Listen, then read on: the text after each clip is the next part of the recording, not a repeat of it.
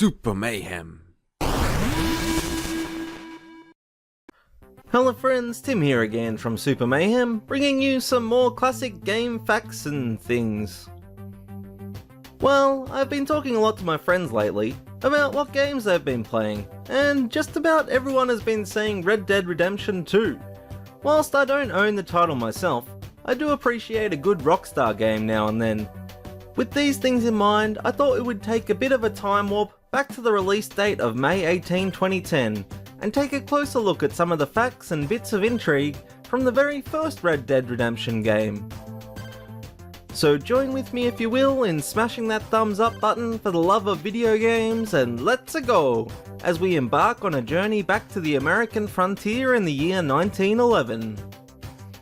For those that don't know, Red Dead Redemption follows the former outlaw protagonist John Marston, whose son and wife have been taken hostage by the corrupt government and ransom John out as a hired gun. Being stuck in that kind of situation wouldn't be easy, so Marston is forced to bring 3 members of his old gang back to justice. John and his wife Abigail Marston actually have interesting and meaningful names. Both of these characters share names with the second president of the USA, John Adams, and his wife Abigail Adams. To top it off, both of these families both have had a son named John, which Jack is a diminutive name of John, and both families sadly lost a daughter early in life. There is also an interesting theory that John might even have a blind left eye. There is actually quite a bit of evidence supporting this, surprisingly. For example, the undead version of John has a missing left eye. His deadly assassin outfit includes an eye patch, which covers his left eye. During cutscenes of the game, he will turn his head to see with his right eye, and there is even occasions when using Deadeye that John will comment, "I think like I got my eye back." Whether it's true or not, we currently don't know for sure. It's a mystery. Anyway, as I mentioned, the game is set in the year 1911, during the decline of the American frontier. It makes for a fantastic setting, I must say. Naturally, you travel by foot or by horse, get into gun battles, try and keep your morality meter in check, and explore the virtual world based on Mexico and the Western United States. If you want to know more about it, and speak Korean, then you should make your way to South Korea, where games like Red Dead Redemption and Metal Gear Solid 4 come with guides, which you can read to translate the script of the game.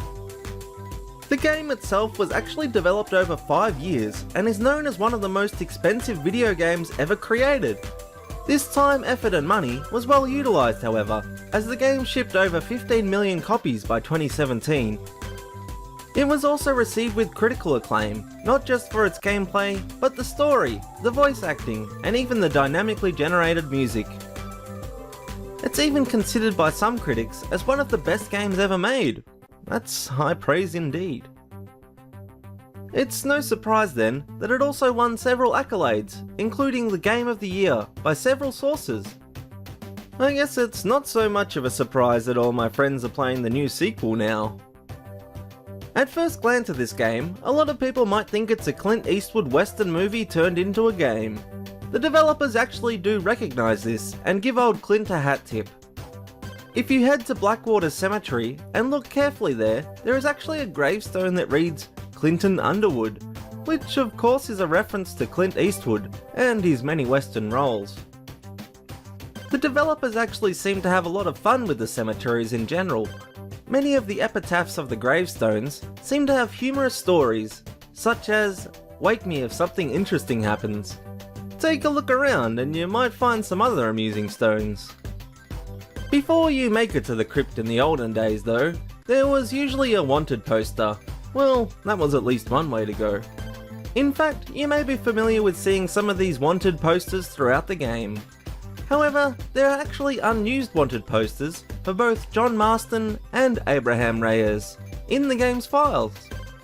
It's speculated that these unused posters would have been placed in random locations throughout the game. The unused Reyes poster stands out though, as it is quite a bit different compared to the other posters in the game. These weren't the only cut bounty posters from the game though. There are actually many posters that hit the cutting room floor, but still remain in the game's files for some reason. These range from unknown outlaws to a completely unknown person. I guess being such a big game, you can't fit all that goodness in. Speaking a bit about tombstones and bounty posters, it's worth noting one of the actual sounds of death in the game. This might sound a bit odd, but a very familiar death sound may be heard when you take out an enemy. This scream is known as the Wilhelm scream.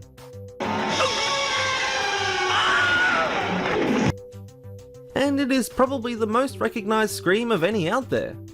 It is used in many action movies and has been around for years.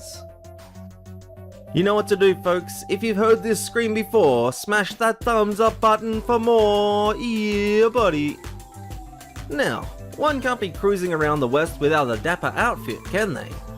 Whilst the standard outfit is pretty sweet, the elegant suit was originally planned to be worn without a hat, similar to the gentleman's attire.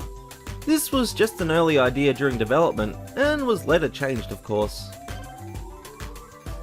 Another notable wardrobe fact is found in the Undead Nightmare DLC, with the Undead Hunter outfit. This trendy ensemble has a pretty strong resemblance to one featured on the character Ash from the weird yet lovable movie Army of Darkness.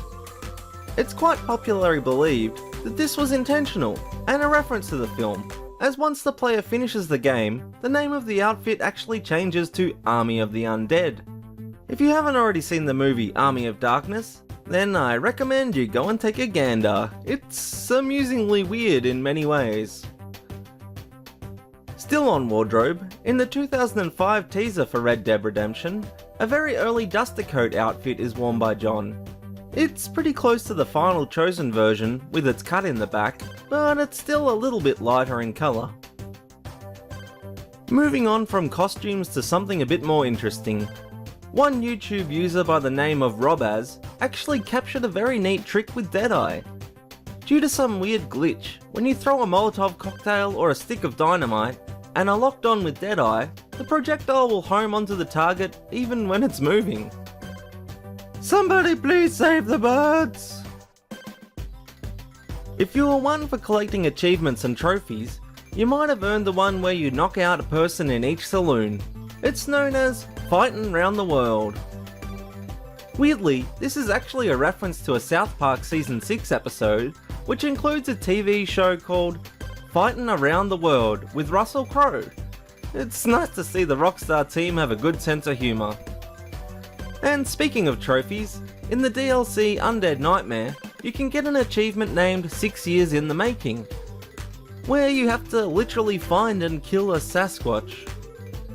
The achievement name is making reference to a GTA San Andreas myth, where many people believe that a Bigfoot or a Sasquatch exists. And that's about it for today, friends. I'm all gunned out. I really hope you enjoyed taking a look back at Red Dead Redemption with me. Don't forget to hit that thumbs up button if you can, it really helps the channel out. Subscribe if you are new, and don't forget to make a comment below, letting me know your favourite RDR moment, video suggestions, or just say hi. I'm really lonely.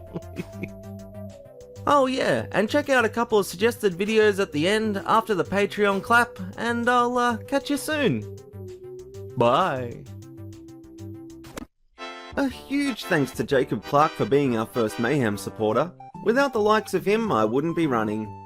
If you want to join the team, please consider taking a look at our Patreon page in the description below, for your chance to get some exclusive behind the scenes looks at Super Mayhem, and even access to some sweet downloads.